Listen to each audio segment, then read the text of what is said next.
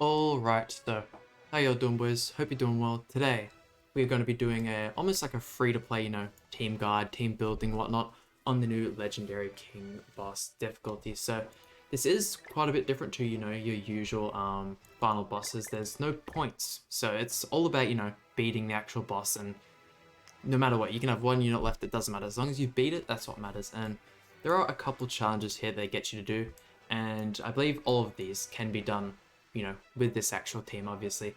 Now, you don't have to have this team specifically. This is, more of a free-to-play team. I mean, Green Melon you can get from the coin shop. The Green Arthur you got for free when the one came out.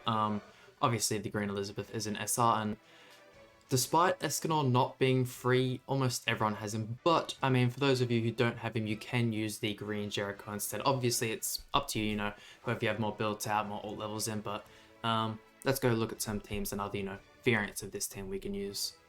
Okay, yes, so for our obvious change of DPS for Escanor, we can use the Green Guardian Jericho. I mean, extremely good. It is kind of hard to crit in the first phase, but if you can get like a good crit on the second phase, you can almost one-tap, especially with a 6/6 ult. I mean, I'm sure you know how she works, use those extra cards for extra damage, but I mean, other than that, when it comes to DPS units, there are other ones you can use. I mean, obviously a less free-to-play option is the Berserk Meliodas, but it's really up to you. I mean, I imagine everyone, if you really like as well, you can use the green counter melee.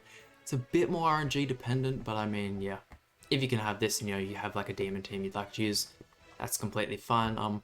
But I mean, let's say, you don't have Green Melon or Green Arthur, and you're looking for some other utility units, you can always use the Green Fairy Elaine. I mean, she was originally, made for the original final boss when that released.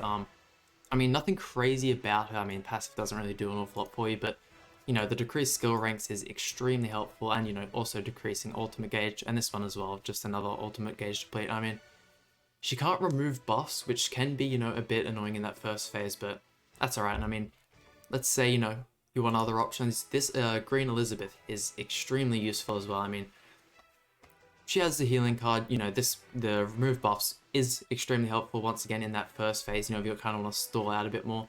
Only problem is though, you do lose all of your ultimate gauge going into, the second phase, so this helps her, get a good start off, use the ultimate, and if you guys don't know what it does, basically just heals everyone to max and gives everyone 2 extra orbs, so super good for rushing, ultimates with, Escanor and stuff. I mean, that is kind of what you want to be doing to actually, beat this boss. Okay, and now basically just to wrap it up with, some of the sub-units you can use. If you are using Jericho, definitely have a look at, using Death Pierce here. I mean, passive is absolutely amazing for, I mean, just being able to land those crits is such a big deal. And like, if you can just get into the second phase, get, reasonably good card draw, instantly get, ult, second, third turn, get that crit, it's basically done for us here. Death Pierce is a super good help, and I mean, even if, he does end up coming to the front, these cards aren't the worst. I mean, they can definitely still do work, but I mean, as you guys saw, I'm using the SR Elizabeth, main reason for that is the HP increase related to everyone. I mean, could use the red SR one, the 15% health, every time you get hit per turn, so that could work, but I mean, other units you can use are the Jillian, obviously, once again, HP related stats, buff, not an awful lot, obviously, not as good when she comes to the front. Otherwise, you can use Alione, he's your attack support, and that basically does it. But with all of that said and done, I mean, I am actually going to do one attempt for you, just to show that, it is difficult. It is definitely, more difficult than, the whole difficulty of final boss, but it can definitely be done. I mean, just going to show it off here. So, I mean, if you can get, the extra card for Escanor or Jericho, depending on who you use, probably your best bet, instantly merging there. I mean, yeah, it's probably what you don't want. I mean, definitely save these for second phase though, they can be extremely helpful, and don't want to use order there. I'm sure most of you guys know how this king works.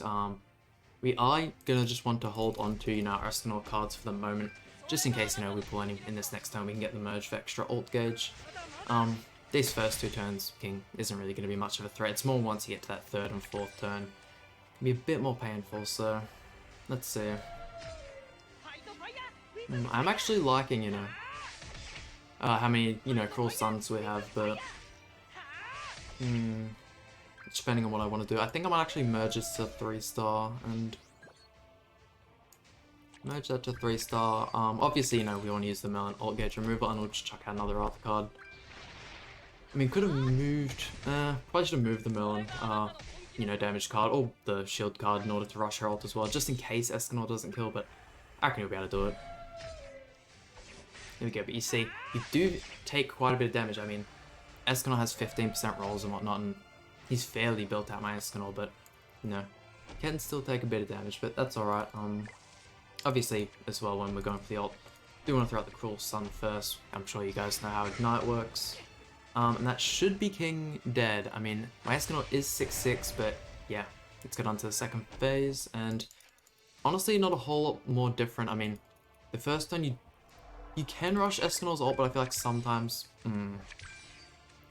actually, yeah. I mean, he'll always attack one specific character, and he'll only attack them until they die, so, we'll go for this. Hopefully he goes for Merlin or Arthur. It does make it a lot easier on you, but I mean, if he goes for Escanor, that's alright, because only problem is his cards actually remove ultimate gauge in this phase, so completely stops you from rushing ults with the specific character. But once again, I mean, it's all pretty luck dependent, but let's just see what he does. Yeah, look, we might even... Oh, never mind, okay, sweet, he went for Arthur. I mean, with that being said, you know, don't think he's going to kill Arthur this turn, and that basically just does it for us. I mean, throw off the Escanor ult and that's done. I mean, as you can see, you know, your DPS does end up carrying you through almost the entire fight, but just throwing these cards off and that's it. Oh, there we go. I actually tanked the Escanor ultimate, which is surprising, but there we go. And there we go. I mean, if that was your first completion as well, they do actually end up giving you a UR headpiece for King. It's just a crown and whatnot.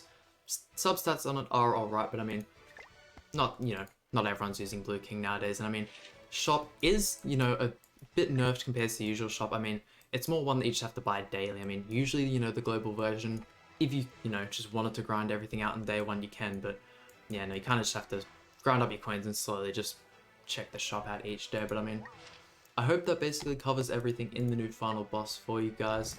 Hope you guys enjoyed the video. Please hit that like button, subscribe, and I'll see you guys for some more Grand Cross content.